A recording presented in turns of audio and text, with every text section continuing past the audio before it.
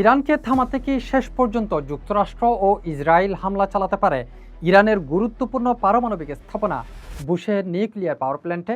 যদি এমনটি ঘটে তাহলে এর প্রভাব শুধু ইরানের মধ্যেই সীমাবদ্ধ থাকবে না, বরং পুরো পারস্য উপসাগরীয় অঞ্চলের জন্যই তা হয়ে উঠতে পারে ভয়াবহ এক বিপর্যয়।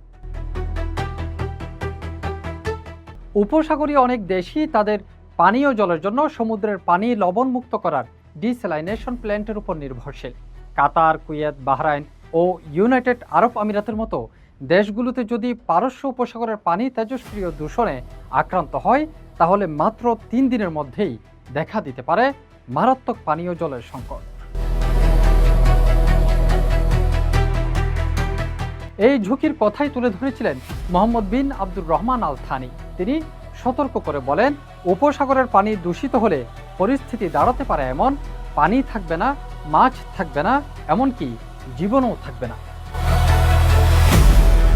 ইরানের দক্ষিণ উপকূলে অবস্থিত বুশেহর নিউক্লিয়ার পাওয়ার প্ল্যান্ট মূলত একটি বেসামরিক পারমাণবিক বিদ্যুৎ কেন্দ্র, যা ইরানের জাতীয় গ্রিডে প্রায় 1000 মেগাওয়াট বিদ্যুৎ সরবরাহ করে।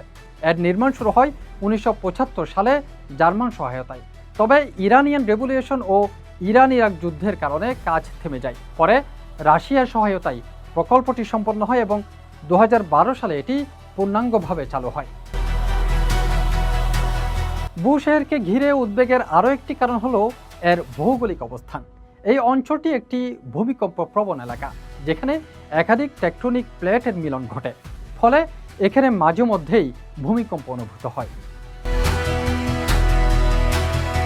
যদি কোনো শক্তিশালী ভূমিকম্প ঘটে এবং তার সঙ্গে পুরনো অবকাঠামো বা যুদ্ধকালীন ক্ষয়ক্ষতি যুক্ত হয়, তাহলে তা বড় ধরনের পারমাণবিক দুর্ঘটনার ঝুঁকি তৈরি করতে পারে।